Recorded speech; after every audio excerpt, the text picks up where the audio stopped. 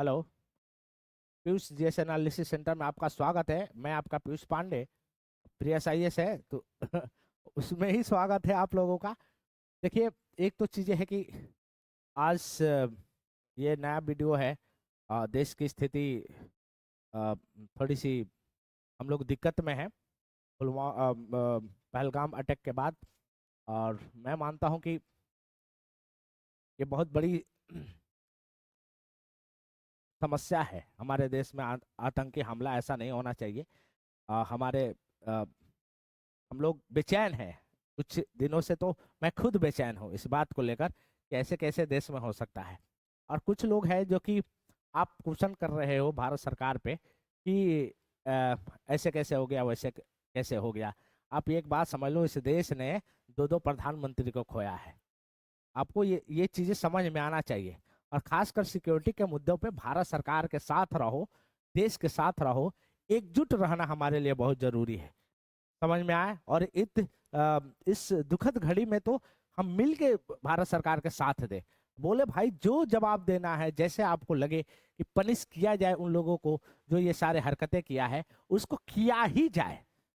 थोड़ा नहीं जा सकता। क्योंकि आप देखो, महाभारत में श्री कृष्ण भगवान से पूछा गया कि भाई आप चाहते तो पूरा का पूरा युद्ध को रुकवा सकते थे। तो उन्होंने एक ही जवाब दिया था दुर्योधन के मम्मी को। और क्या जवाब दिया था कि हाँ माता, मैं तो रुकवा सकता था, लेकिन अधर्म जो है इसको मैं कहाँ तक सहन करता। अधर्मियों को मारना जरूरी हो जाता है, चाहे वो किसी भी हालत में हो, कैसे भी करके। इसके लिए कोई भी एथिक्स नहीं होता। उसको मारो कैसे भी करके।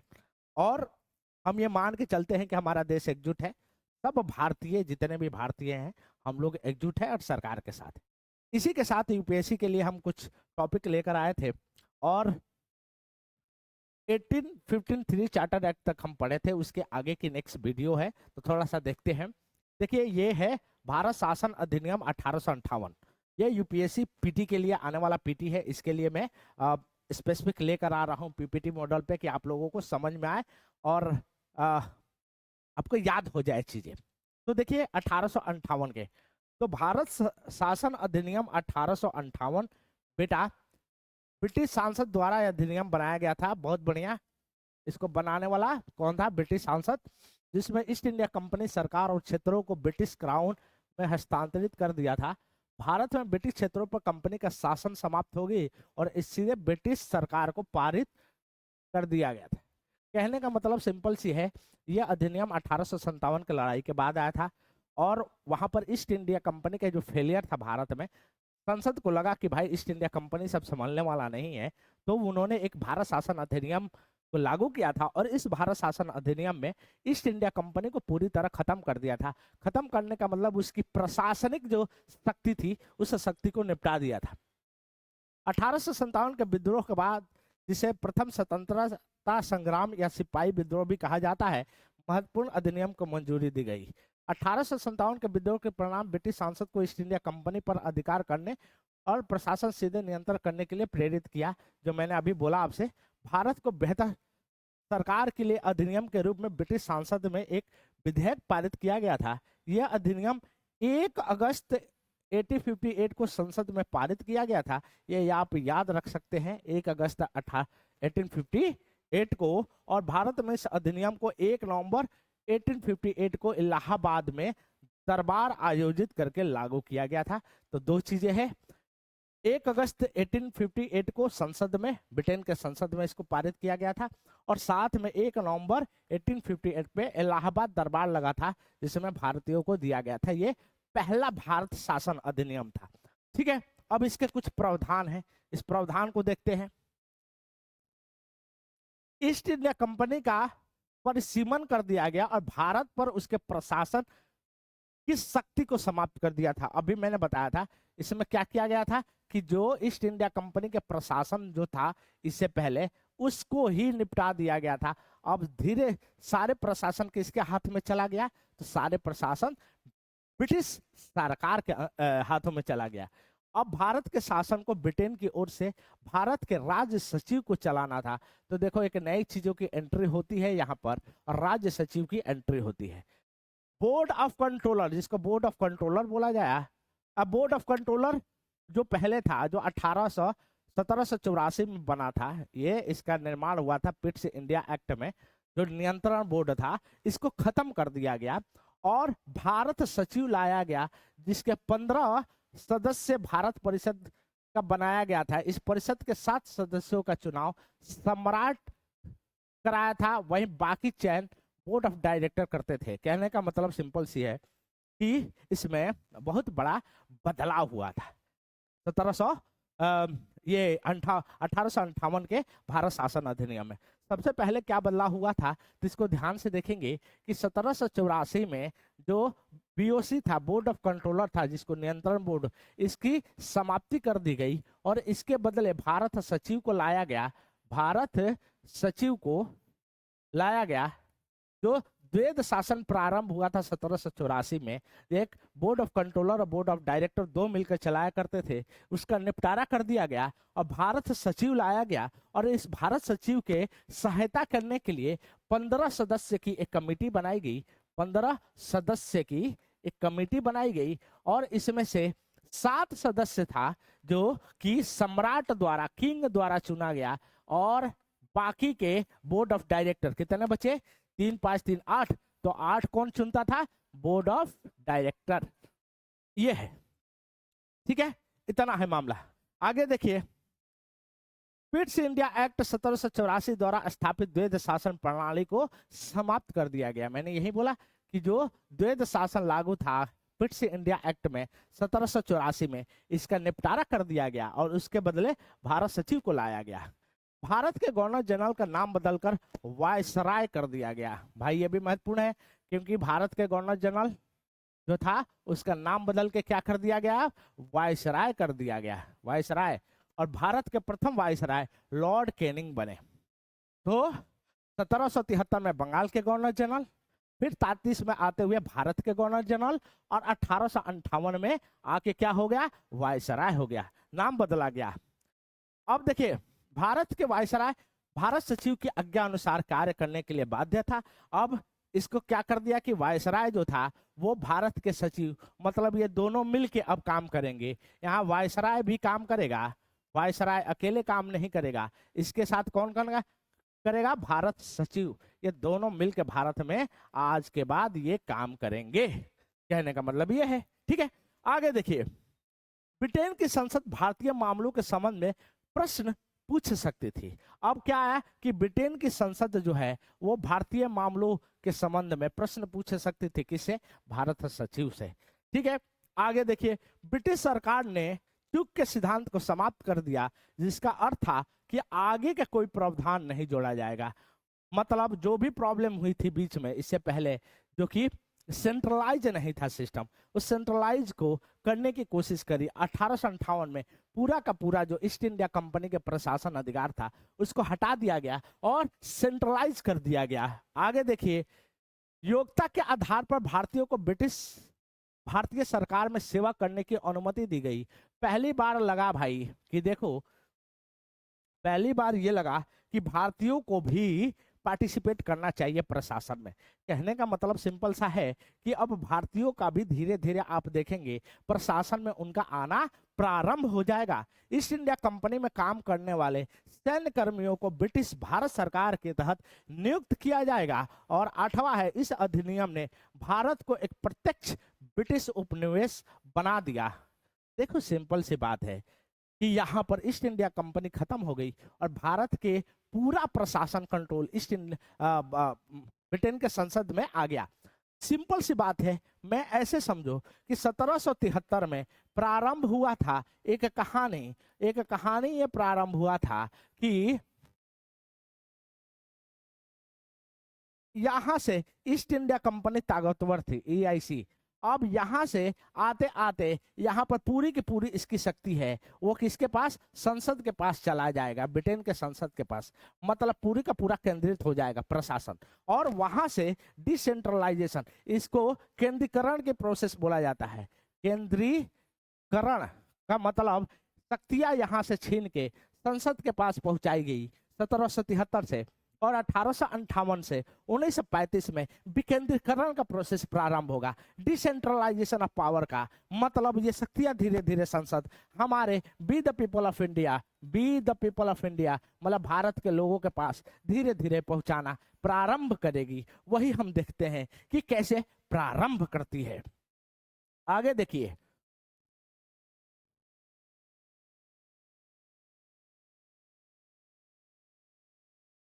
भारत परिषद अधिनियम 1861, यह भी बीपीएससी मेंस में पूछा गया है पेपर में, और मैं तो अपने बच्चों को काफी बताया था कि इसको याद ही करके जाना, ये आएगा ही आएगा, और आया भी। तो देखो क्या है भारत परिषद अधिनियम 1861। अब ये क्यों आया था कि 1857 के बाद ब्रिटिश सरकार को लगा कि भारत में शासन करने के लिए भारतीयों का सहयोग जरूरी है।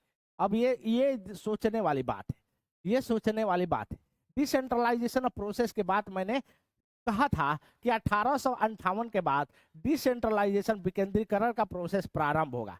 अब विकेंद्रीकरण का प्रोसेस का मतलब यह होता है कि ध्यान से देखो, ब्रिटिश सरकार को लगने लगा कि भारत में रह के प्रशासन करना है तो हम अकेले नहीं कर पाएंगे, इसके लिए क्या भारतीयों को रहना जरूरी है, और इसीलिए भारत परिषद अधिनियम 1861 लेकर आया गया। परिषद अधिनियम का मतलब होता है यहाँ पर असेंबली और संसद का निर्माण और भारतीय की पार्टिसिपेशन, मतलब भारतीयों को उसमें जाना, यहाँ से प्रारंभ होता है। दूसरा देखिए इसका प्रावधान है, और इसके प्रावधान को जरा ध्यान से देखते हैं।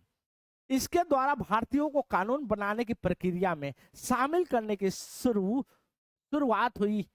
कहने का मतलब ये सिंपल सी, इस पर बड़ा ध्यान दीजिए कि जो कोई क्वेश्चन आपसे पूछ ले कि कौन सा ऐसा अधिनियम था जहां पर शुरुआत हुआ कि भारतीयों को भी पार्टिसिपेट कराया जाए प्रशासन में, तो आप कहेंगे भारत परिषद अधिनियम 1861 था सर।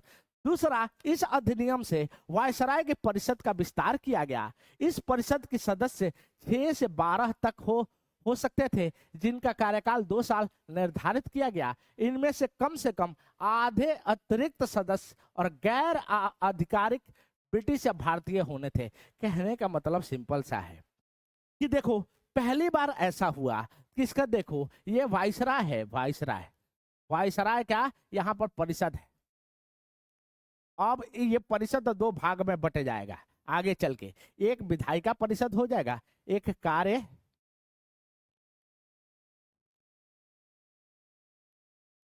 एक कार्यकारी परिषद होगा, इसका कार्यकारी परिषद होगा, और दूसरा विधायिकी परिषद होगा, विधायिकी परिषद होगा।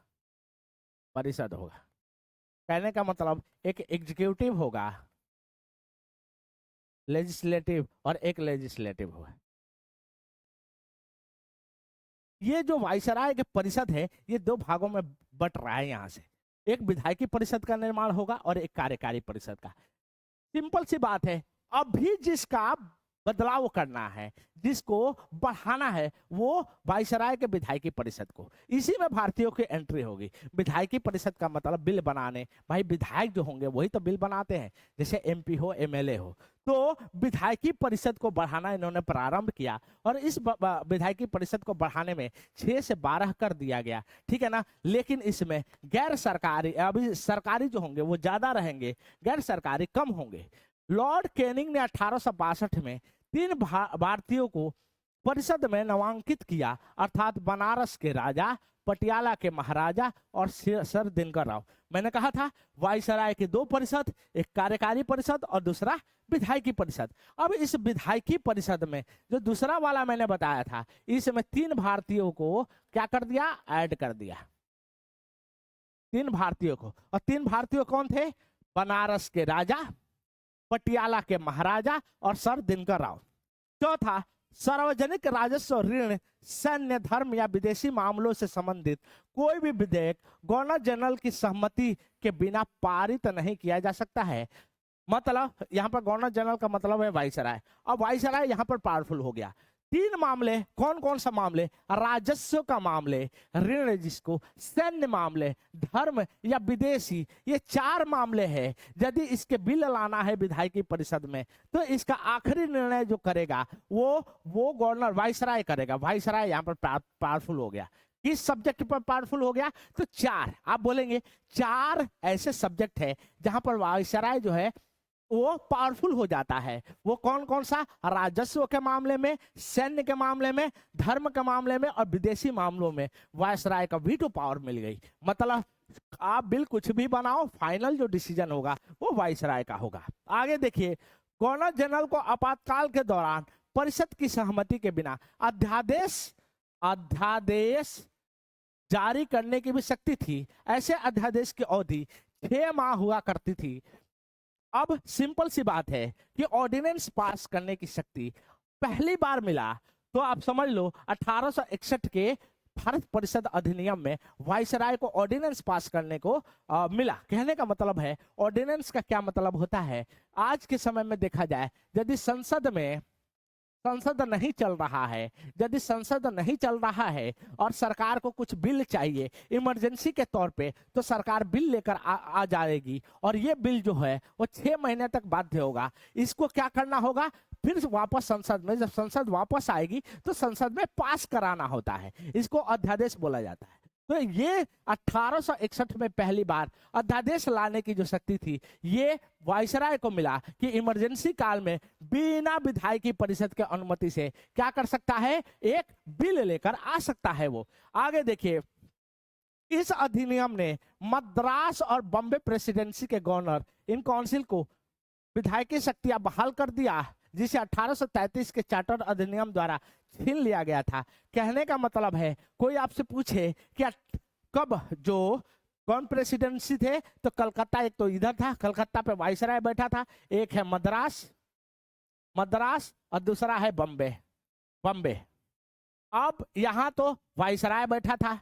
1833 में क्या हुआ? जो गवर्नर यहाँ बैठे हुए थे, इन गवर्नर की शक्तियां जो है वो छीन लिया गया था 1833 में। इसको वापस दिया गया। वो कब दिया गया? 1861 के अधिनियम से। तो ये आपको याद करके रखनी है कि कब छीना गया, कौन सी अधिनियम में? तो ये छीना गया था 1833 के अधिनियम में। वापस कब लाया गया इस शक्ति को गवर्नर के? वो लाया गया 1861 के भारत परिषद अधिनियम में। आगे देखिए, लॉर्ड कैनिंग जी उस समय के गवर्नर जनरल वायसराय थे, ने पोर्टफोलियो प्रणाली की शुरुआत करी। अब देखो ये क्या होता है, वायसराय ने इस प्रणाली के सदस्यों को एक विशेष विभाग पोर्टफोलियो सौंपा गया। कहने का मतलब यह है कि आपसे पूछा जा सकता है कि पोर्टफोलियो प्रणाली की शुरुआत कब करी गई, तो आपको बताना है 1861 में। और ये होता क्या है? तो कुछ नहीं है, जैसे मंत्रालय होते हैं, मिनिस्ट्रीज होती है, वैसे ही कि एक विदेश मिनिस्ट्री होगा, एक फाइनेंस मिनिस्ट्री होगा, एक गृह मंत्रालय होगा, इसी को पोर्टफोलियो प्रणाली बोला जाता है। और इसकी शुरुआत कब हुई थी? तो इसकी शुरुआत हुई थी आपके 1861 के परिषद अधिनियम में। आगे देखिए, अन्य प्रांतों में विधान परिषद के गठन का प्रावधान किया गया। अन्य प्रांतों में विधान परिषदों का गठन 1862 में बंगाल में, 1888 में उत्तर पश्चिम सीमांत प्रांत में और 1897 में पंजाब और बर्मा में किया गया। यह भी आपसे पूछ लिया जाएगा कि विधान परिषदों के गठन का प्रावधान किस अनुच्छेद में किया, किस अधिनियम में किया गया? तो भारत परिषद अधिनियम 1861 में। कहां कहां हुआ? तो भैया ये हुआ बंगाल में, उत्तर पश्चिम सीमांत में, पंजाब में और बर्मा में। ये आपके 1861 के अधिनियम था। अब आगे अधिनियम जो है आपका वो भारत परिषद अधिनियम 1892। इसको थोड़ा ध्यान से देखते हैं कि भारत परिषद अधिनियम 1892 क्या कहता है। तो भैया यहां पर 92 से पहले एक चीज हो गया था कि 1885 में कांग्रेस का गठन हो गया था। और कांग्रेस का गठन का मतलब ये होता है कि यहाँ पर राष्ट्र भावना जो होगा वो आपका पहुंचने लगेगा। समझ में आए? भारतीयों के लिए क्या काम है, बिल कैसे, भारतीयों को भी पार्टिसिपेट करो, बजट में क्वेश्चन पूछने की। कहने के मतलब है ये शक्तियां मिलने लगेगी क्योंकि एक संस्था है आपके पैरेलल में काम करने लगेगा जो भारतीयों के लिए सोचा होगा। आगे देखिए, जैसे यहां पे लिखा है कि कांग्रेस वित्तीय मामलों पर चर्चा करने का अधिकार भी चाहती थी, जिसकी अब तक अनुमति नहीं थी। उस समय के वायसराय लॉर्ड डॉल्फिन ने इस मामले की जांच के लिए एक समिति गठित की, लेकिन राज्य सचिव प्रत्यक्ष चुनाव की योजना से सहमत नहीं थे। हालांकि यह प्रत्यक्ष चुनाव के माध्यम से प्रतिनिधित्व पर सहमत थे। तो भाई पहली बार आवाज उठने लगी कि प्रत्यक्ष रूप से चुनाव होना चाहिए, लेकिन भाई डफरिन जो था, जो मास्टरमाइंड था कहा जाता है कांग्रेस बनाने का, और वो सेफ्टी वल्व थ्योरी लेकर आया था कि कांग्रेस सेफ्टी वल्व थ्योरी पे काम करेगी, वो मना कर दिया था। राज्य सचिव ऐसे सहमत थे कि भैया ऐसे बनाना चाहिए, लेकिन वायसराय जो है वो बदमाश थे थोड़ा सा। आगे देखिए, भारत परिषद अधिनियम 1892 का कुछ प्रावधान है, उस प्रावधान को एक एक करके देखते हैं क्या प्रावधान है। तो केंद्रीय और प्रांतीय प्रदेशों के परिषद में सदस्यों को बड़ा कर दिया गया। कहने का मतलब है कि हम फिर से बताता हूं कि ये वायसराय है, वायसराय के दो परिषद, एक कार्यकारी परिषद और दूसरा विधायकी परिषद। विधायकी परिषद ये लेजिस्लेटिव है और ये एग्जीक्यूटिव है भाई। अब किसका बढ़ना है, तो ये इसका बढ़ना है, विधायकी परिषद का। और इसी में बदलाव जो हुआ, जो इस परिषद में बढ़ाया गया, वो 10 से 16 कर दी गई। कुछ जगहों पे राज्य में भी बढ़ा दिया गया, जहां पर गवर्नर हुआ करते थे, ये आप देख लेंगे 10 से 16 तक कर गई। बंगाल में 20 सदस्य हो गए, मद्रास में 20 सदस्य, बॉम्बे में 8 और अवध में 15 हो गए। उत्तर पश्चिम प्रांत में भी 15 तक बढ़ाया गया। भैया बढ़ाते जा रहे हैं इस विधायकी परिषद का। क्यों? क्योंकि यही परिषद आगे चल के 1919 में संसद का निर्माण करेगा। यही विधायकी परिषद आपको याद करना है।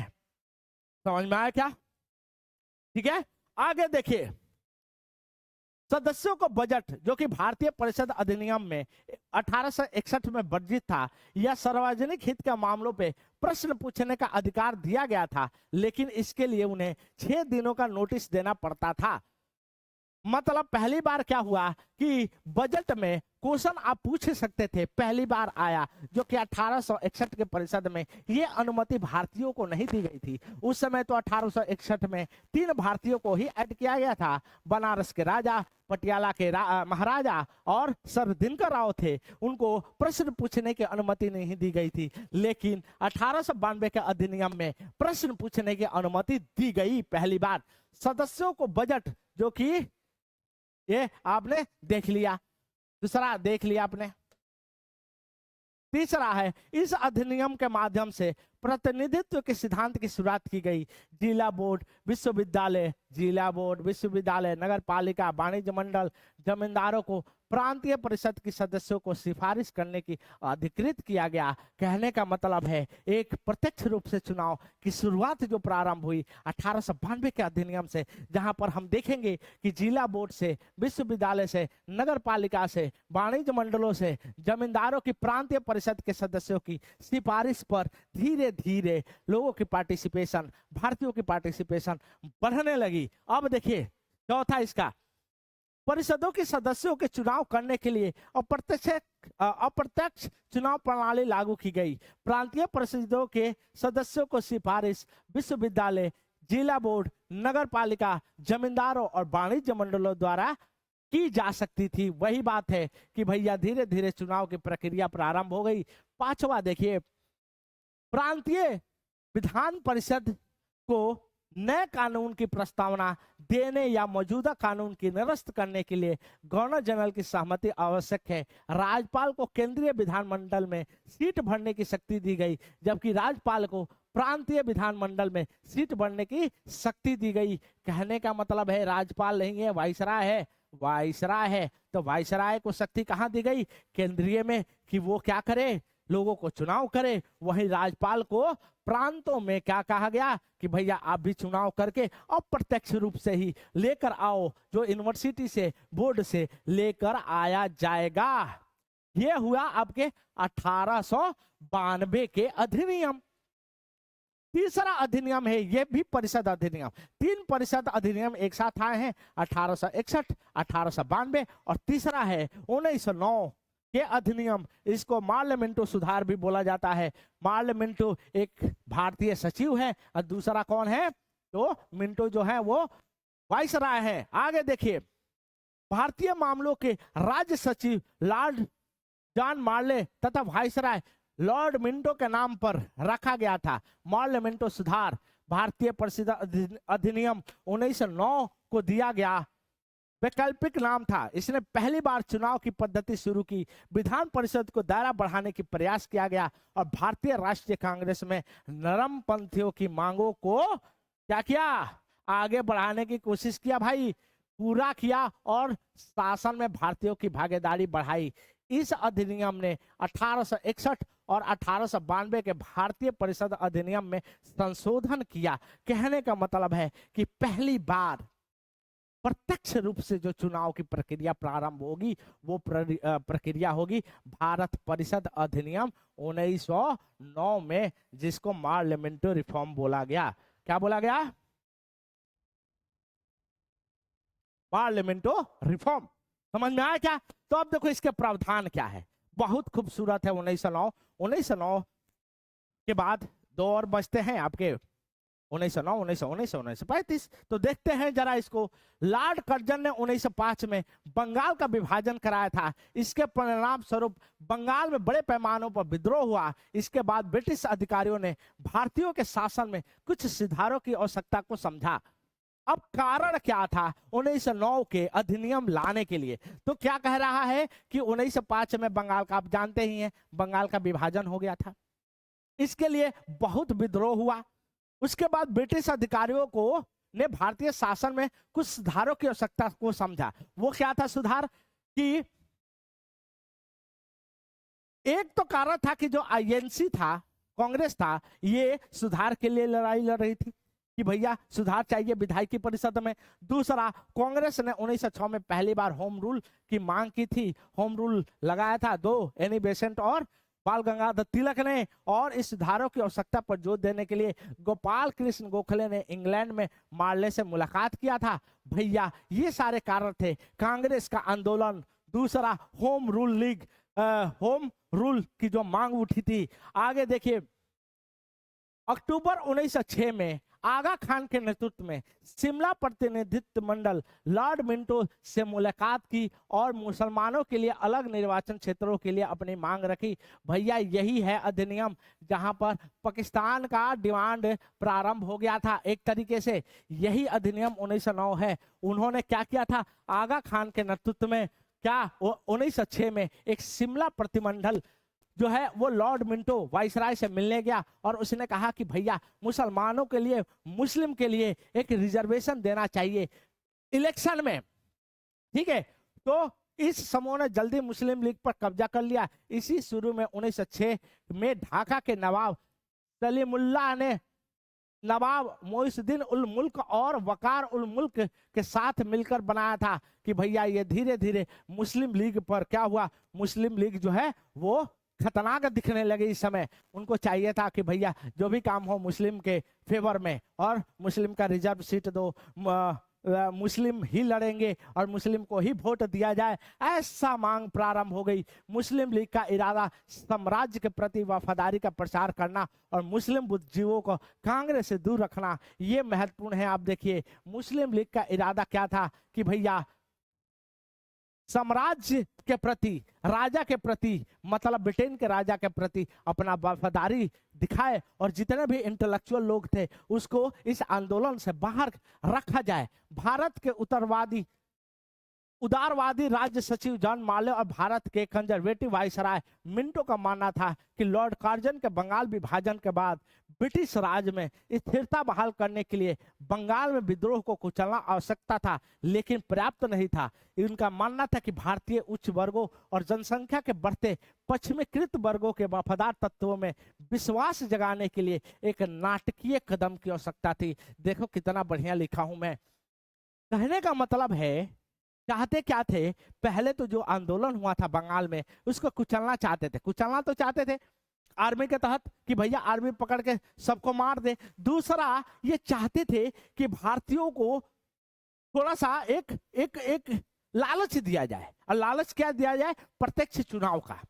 समझ में आया? ये कहने का मतलब इतना ही है। तो उदारवादी माना जाता था जॉन मार्ले, लेकिन जो बदमाश थे मिंटो, इनका ये ब्रेन चाइल्ड था कि ऐसा किया जाए, प्रत्यक्ष चुनाव दिया जाए। और यही कारण था कि बंगाल के जो विद्रोह था उसको दबाने के लिए चारों तरफ से आर्मी से उसको दबाया भी जाए, साथ में लालच भी दिया जाए कि भारतीयों को के फेवर में ब्रिटिश सरकार काम कर रही है। ये चीजें बतानी थी। डिवाइड एंड रूल पॉलिसी इसी को बोला जाता है बेटा। और ये देखा भी गया कि ये काफी हद तक इफेक्टिव भी रहा। आगे देखिए इसके प्रावधान। भारत परिषद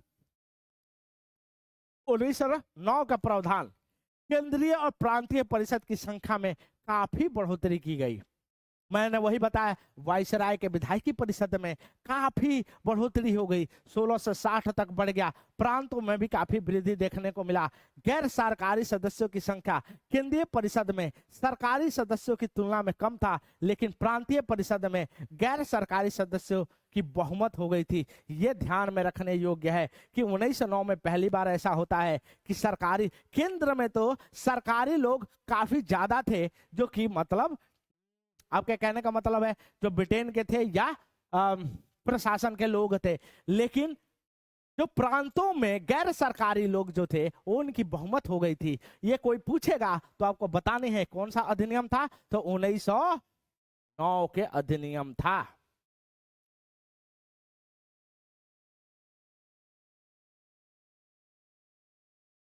अब देखिए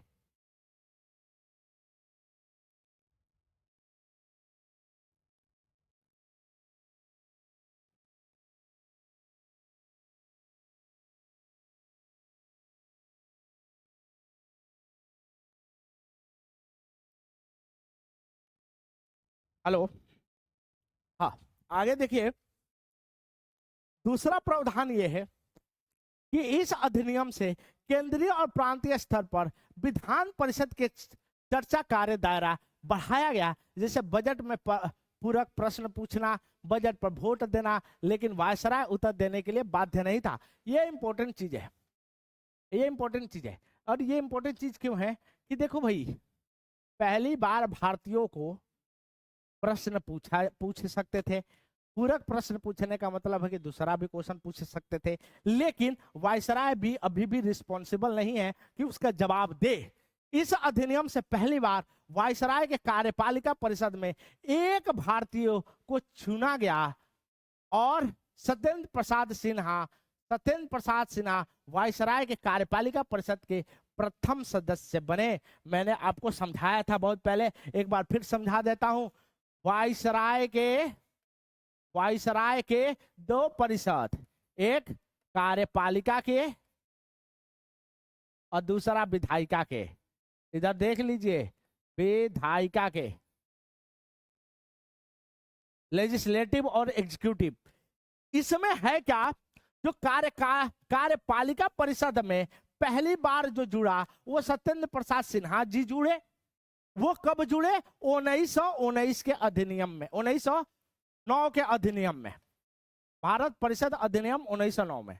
लेकिन आपसे पूछा जाए कि भारतीयों को विधायकी परिषद में कब ऐड कर दिया गया, तो आप बोलेंगे 1861 के 3 भारतीयों को ऐड किया गया था। ध्यान से फिर सुनिए, कार्यपालिका परिषद में भारतीयों को पहली बार कब ऐड किया गया?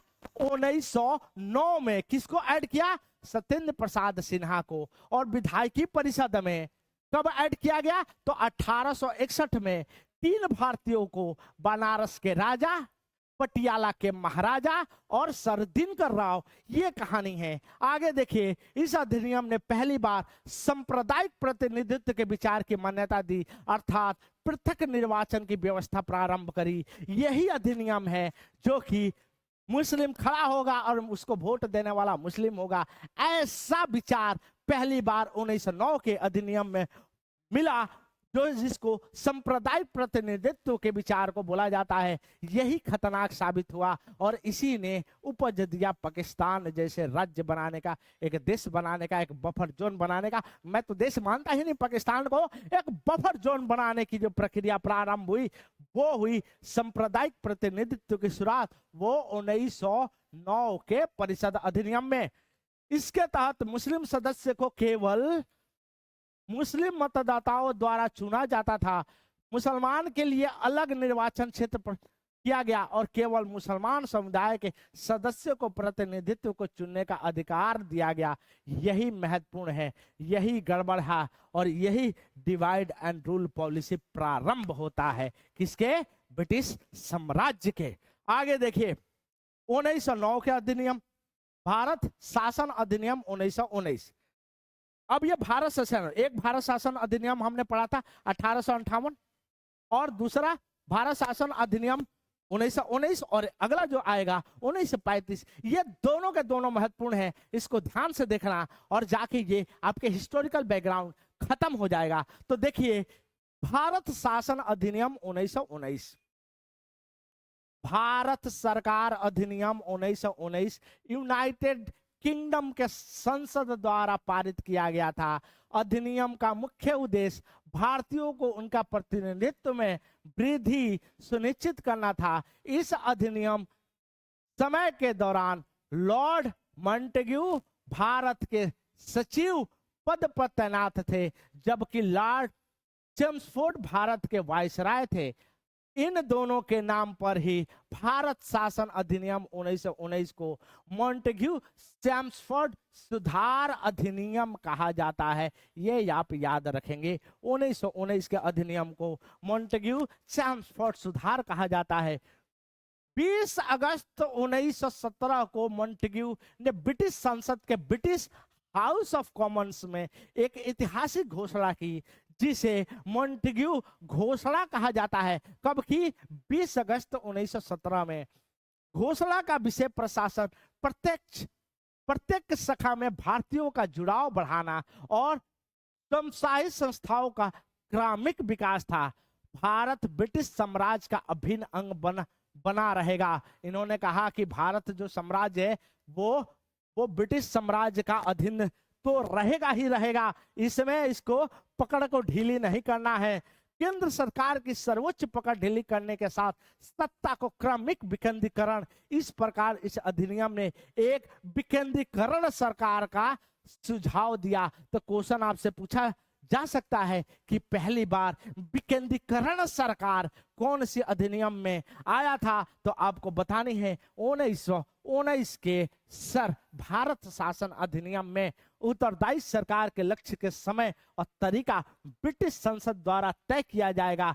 प्रांतों में आंशिक उत्तरदायित्व, परंतु केंद्र सरकार के चरित्र में कोई परिवर्तन नहीं। समझ में आया क्या? अब देखिए इसका कुछ प्रावधान देखते हैं। 1919 के महत्वपूर्ण प्रावधान को देखते हैं, बहुत बढ़िया है। भारत शासन अधिनियम 1919 का प्रावधान, इस एक्ट से उद्देश्य एक उत्तरदायी सरकार की स्थापना करना था। आप मेंस में ऐसे लिखोगे ना, ये बता भी रहा हूं कि आप मेंस के लिए भी लिख सकते हो। क्वेश्चन समझ में आया? आपको पूरा इसलिए डिटेल में दिया जा रहा है, ध्यान से देखिए। हाँ, तो क्या कहेंगे कि 1919 का अधिनियम एक उत्तरदायी सरकार की स्थापना करना था। इसका मकसद था उत्तरदायी सरकार की स्थापना करना। आगे देखिए, यहाँ प्रियस आईएएस दिखना चाहिए भाई, प्रियस एनालिसिस सेंटर, प्रियस IAS, Piyush GS analysis centre. आइए पढ़िए, आपको मजा आ जाएगा। आपको मजा इतना आएगा कि आप सोच भी नहीं सकते हैं। यूपीएससी बीपीएससी सिविल सर्विसेज का देखो दद्दा है हम। आगे देखते रहिए। केंद्रीय और प्रांतीय को अपने अपने सूची विषय पर कानून बनाने की पूर्ण अधिकार मिल गया था। तो भैया पहली बार केंद्रीय और प्रांतीयों को अपने अपने सूची विषय पर कानून बनाने का पूर्ण अधिकार जो मिला वो मिला 1919 के भारत शासन अधिनियम में। कहने का मतलब सिंपल सी है कि यहाँ पर लिस्ट बन गई, विषय बन गई कि एक केंद्र का विषय होगा और दूसरा विषय होगा प्रांत का। प्रांत वाला अपना मतलब राज्य वाला अपना विषय पे क्या बनाएगा? कानून बनाएगा। और केंद्र अपने विषय पर क्या बनाएगा? कानून बनाएगा। आगे देखिए, इस अधिनियम से केंद्रीय प्रांतीय विषय को अलग अलग विभाजित कर दिया गया था, जिससे केंद्रीय नियंत्रण प्रांतों पर कम हो गया, लेकिन सरकार का ढांचा केंद्रीकरण था। कम तो हुआ था, जो केंद्र का पकड़ राज्यों पे वो कम तो हुआ था, लेकिन प्रॉब्लम अभी भी केंद्र मजबूत था। आगे देखिए, वही प्रांतीय विषयों को दो भाग हस्तांतरित और आरक्षित में विभाजित कर दिया गया था। यह भी द्वैध शासन की प्रणाली है। पहली बार द्वैध शासन आता है बेटा, द्वैध शासन इसमें भी आ रहा है। यहां पर क्या हो रहा है, तो केंद्र में तो भैया द्वैध शासन लागू नहीं हुआ, लेकिन प्रांत में द्वैध शासन लागू हो गया। कहने का मतलब है कि यहां पर जो विषय था उसको दो भागों में बांट दिया गया, एक हस्तांतरित कर दिया गया और एक आरक्षित किया गया। और हस्तांतरित विषय है वो गवर्नर विधान परिषद की मंत्रियों की सहायता लेता था, वही आरक्षित विषय पर गवर्नर अपने कार्यपालिका परिषद की सहायता से शासन करता था। मैंने बताया ही कि दो परिषद बन गए, एक कार्यपालिका परिषद और एक विधायिका परिषद। तो कहने का मतलब है जो हस्तांतरित विषय था, इस पे गवर्नर जो था वो क्या करता था, अपनी किसके सहायता लेता था, वो अपना विधान परिषद के सहायता लेता था। वहीं पर देखा गया ये क्या हो गया, और वहीं देखा गया कि हस्तांतरित जो आरक्षित था वो अपने कार्यपालिका परिषद की सहायता से शासन करने लगा। आगे देखिए, इस प्रणाली को द्वैध शासन की प्रणाली कहा जाता था। मैंने कहा ना 1784 में एक बार द्वैध शासन लागू हुआ, जब कंट्रोल बोर्ड ऑफ कंट्रोल आया, नियंत्रण बोर्ड आया, उसके बाद 1919 में लागू हुआ, लेकिन ये द्वैध शासन प्रांत में लागू हुआ था। ये आपको याद करके रखनी है। इस अधिनियम से केंद्रीय विधान परिषद को बदलकर संसद में यानी लोकसभा और राज्यसभा में बदल दिया गया। वही राज्य में विधानसभा की व्यवस्था किया गया, जो प्रत्यक्ष चुनाव की प्रारंभ इसी अधिनियम से शुरू हुआ। कहने का मतलब है कि जो वायसराय की विधायिकी परिषद था, ये दो परिषद है ना, कार्यपालिका की परिषद और दूसरा विधायिकी परिषद।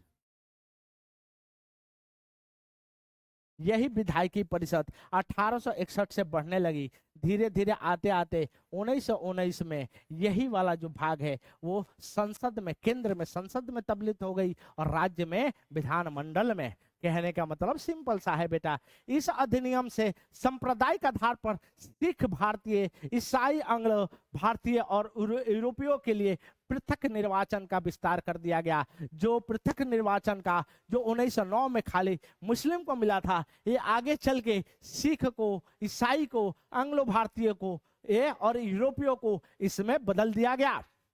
आगे देखिए, छठवां, कैग नियंत्रण महालेखा परीक्षक की स्थापना इसी एक्ट से हुआ। तो कोई आपसे पूछ दे कि कैग की स्थापना किस अधिनियम से हुआ था, तो आप बोलेंगे भारत शासन अधिनियम 1919 से। आगे देखिए, इसने पहली बार देश में प्रत्यक्ष चुनाव की अवधारणा को पेश की। दोनों संसदों के अधिकांश सदस्य प्रत्यक्ष चुनाव द्वारा चुने गए। पहली बार प्रत्यक्ष रूप से चुनाव होना प्रारंभ हो गया। और ये कब हुआ? 1919 के अधिनियम से। इसने सिखाई एंग्लो इंडियन भारतीय लोगों के अलग निर्वाचन क्षेत्र, ये हमने पढ़ाई। इसके लिए आवश्यक है कि वायसराय की कार्यकारी परिषद के 6 सदस्यों में से 3 भारतीय। अब देखो यहाँ पर वायसराय के कार्यकारी परिषद का भी विस्तार कर दिया गया बेटा।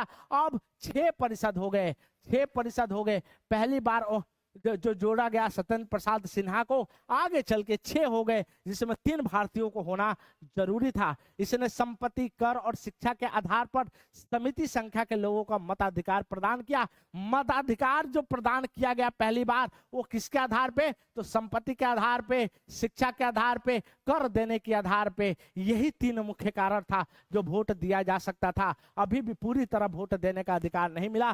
करीब करीब ये 2% 5% लोगों को ही अधिकार था। कोई सार्वभौमिक मताधिकार और वैश्विक मताधिकार नहीं था। ये वैश्विक मताधिकार नहीं था, क्योंकि 18 साल से ऊपर ऐसा नहीं था कि सबके सब ये मतदान करेंगे। इसने लंदन में भारत के लिए उच्चायुक्त का एक नया कार्यालय बनाया और उन्होंने कुछ कार्य हस्तांतरित कर दी जो पहले भारत के राज सचिव द्वारा किए जाते थे। तो पहली बार हाई कमीशन उच्चायुक्त का गठन लंदन में हुआ और किस अधिनियम से हुआ? 1919 के अधिनियम में कुछ कार्य जो भारत सचिव के पास था उसको हटा के इस उच्चायुक्त के पास रखा गया। ठीक है, इसमें लोक सेवा आयोग की स्थापना का प्रावधान था। पहली बार यूपीएससी जिसके लिए हम पढ़ाई कर रहे हैं ये प्रावधान बना 1919 के अधिनियम में और इसलिए सिविल सेवकों की भर्ती के लिए 1926 में एक केंद्रीय लोक सेवा आयोग की स्थापना की गई। तो आपसे पूछा जा सकता है एक केंद्रीय लोक सेवा आयोग की स्थापना कब हुई? तो 1926 में। किस अधिनियम से हुआ? तो 1919 के अधिनियम से। क्लियर है बेटा? क्लियर है? आगे देखिए, यह भारत में सुपीरियर सिविल सर्विस पर ली कमीशन की सिफारिश पर आपको याद रखना है कि यह किस कमीशन के आधार पर बनाई गई थी? तो ली कमीशन के आधार पर सिविल सर्विसेज आयोग का गठन किया गया था और इसने पहली बार प्रांतीय बजट को केंद्रीय बजट से अलग कर दिया। पहली बार ऐसा आया कि प्रांतीय बजट और केंद्रीय बजट दोनों अलग अलग होंगे, दोनों अलग अलग अपना बजट पास करेंगे। ये समझ में आया? समझ में आया क्या? अब देखिए, बजट को मतदान योग्य और गैर मतदान योग्य दो श्रेणियों में विभाजित किया गया। यह भी महत्वपूर्ण है कि जो बजट होगा उसको दो भागों में डिवीजन कर दिया। एक पे हम मतदान दिया जा सकता था और दूसरे पे मतदान नहीं दिया जा सकता था। यहाँ मतदान योग्य मदों में कुल व्यय की केवल 1/3 हिस्सा शामिल था और यहां तक इस क्षेत्र में गवर्नर जनरल के किसी भी धन को अस्वीकार करने या देने का अधिकार था। कहने का मतलब है कि जो मतदान जिस पर किया जा सकता था, मात्र जितना भी बजट का हिस्सा था उसके 1/3 हिस्सा ही पर मतदान किया जा सकता था। बाकी 2/3 जो हिस्सा था उस पर मतदान नहीं होता था, मतलब उस पर वोटिंग नहीं हो सकती थी विधायिका परिषद में। तो यह भी गड़बड़ ही था मामला। इसमें लागू होने के 10 साल बाद इसकी कार्य प्रणाली की जांच करने और रिपोर्ट देने की वैधानिक आयोग की नियुक्ति का प्रावधान किया गया और यह भी कहा गया कि 10 साल में हम 10 ईयर में एक रिपोर्ट पेश करेंगे और देखेंगे कि ये जो संस्थाएं बनाई हमने कैसे काम कर रही है। और 1900 इसी के स्थान पर साइमन कमीशन 1927 में बनाया गया। इसी आधार पे 1919 के अधिनियम में रिपोर्ट पेश करना था साइमन कमीशन को। समझ में आया? ये है आपके 1919 के प्रावधान। आगे देखिए, आखिरी अधिनियम भारत शासन अधिनियम 1935 के अधिनियम। भारत शासन अधिनियम 1935 के अधिनियम। और ये अधिनियम क्या कह रहा है? तो देखिए, बहुत बहुत ही मजेदार है 1935 के अधिनियम। अगस्त 1932 में ब्रिटिश प्रधानमंत्री रामसे मैकडोनाल्ड ने अल्पसंख्यकों के प्रतिनिधित्व की एक योजना की घोषणा की जिसे सांप्रदायिक पुरस्कार के रूप में जाना जाता है। पहली बार। अब देखो इसका कारण क्या क्या बना भाई। प्रधानमंत्री थे ब्रिटेन के मैकडोनाल्ड ने, अल्पसंख्यकों के लिए इन्होंने क्या सांप्रदायिक पुरस्कार का, समझ में आया, इन्होंने स्टार्ट किया था 1932 में। यहीं पर गांधी जी अनशन करेंगे, पूना पैक्ट होगा। इस पुरस्कार ने केवल मुसलमान, सिख, भारतीय, ईसाइयों, एंग्लो इंडियन, यूरोपियों के लोगों के लिए अलग अलग निर्वाचन क्षेत्रों को जारी रखा, बल्कि इसे समाज के दलित वर्गों तक भी विस्तार कर दिया। और कहां तक विस्तार कर दिया? तो भैया दलित तक भी इसको बढ़ा दिया गया। सांप्रदायिक चुनाव को आगे बढ़ाते गए ये गांधी जी दलित वर्गों के लिए सांप्रदायिक प्रतिनिधित्व के सिद्धांत के इस विस्तार से पुरस्कार और संबंधित करने की यरवादा जेल में आमरण अनशन किया था। मैंने बोला था ना, गांधी जी ने ये इसके खिलाफ थे कि भैया ऐसा मत करो, क्योंकि ऐसी भी जो समाज के दलित भी है, यो हिंदू के पार्ट है। अतः कांग्रेस के नेताओं और दलित वर्गों के बीच एक समझौता हुआ जिसे पूना पैक्ट कहा जाता है। ये हुआ अंबेडकर और गांधी जी के बीच में, इसको पूना पैक्ट कहा जाता है। और ये ध्यान दिया जाना चाहिए कि 1935 के अधिनियम ने भारतीयों का व्यापक वर्ग के लिए अलग प्रतिनिधित्व प्रदान किया और इस प्रकार राष्ट्रीय एकता के निर्माण के लिए रास्ते में एक गंभीर बाधा उत्पन्न की। समझ में आगे देखिए, भविष्य के संविधान के अलग पाकिस्तान राज्य के विभाजन के बाद भी इस बाधा को पार करना लगभग असंभव था। मतलब ये पहली बार ऐसा हुआ कि भैया बांटने लगी, डिवाइड एंड रूल पॉलिसी का मैटर है। अब देखिए इस अधिनियम की पृष्ठभूमि क्या है। 1935 का अधिनियम जो आया था, इसकी पृष्ठभूमि क्या क्या है, तो देखिए भारत सरकार अधिनियम 1935 ने चार स्रोत मिला है। कौन कौन सा, तो पहला साइमन कमीशन का जो रिपोर्ट था उसके, गोलमेज सम्मेलन जो 3 हुए थे उसका, और 1933 के श्वेत पत्र। आपको याद करके रखना है कौन कौन सा, साइमन कमीशन के रिपोर्ट, गोलमेज सम्मेलन में चर्चा और 1933 के श्वेत पत्र। और अगला जो है वो है संयुक्त चयन समिति के रिपोर्ट। जो संयुक्त चयन समिति के रिपोर्ट, ये 4 ने मिलके 1935 के अधिनियम को बनाया। अब देखिए इसका प्रावधान क्या क्या है, ध्यान से देखिए मजा आएगा, ध्यान से देखिए मजा आएगा। भारत शासन अधिनियम 1935 का प्रावधान, इस अधिनियम में एक अखिल भारतीय संघ का प्रस्ताव किया गया जिसमें प्रांतों और रियासतों को अलग अलग इकाइयों को रूप में शामिल किया गया। पहली बार संघ का निर्माण किया गया, भारतीय संघ का। संघ का मतलब होता है केंद्र होगा और राज्य होंगे, ये संघ है। और दोनों की अलग अलग शक्तियां होगी, पावर दोनों की अलग होगी, केंद्र की अलग होगी और प्रांत की अलग अलग होगी। अब देखिए अधिनियम ने केंद्र और इकाइयों के बीच शक्तियों को 3 सूची, संघीय सूची, प्रांतीय सूची और समवर्ती सूची के संदर्भ में विभाजन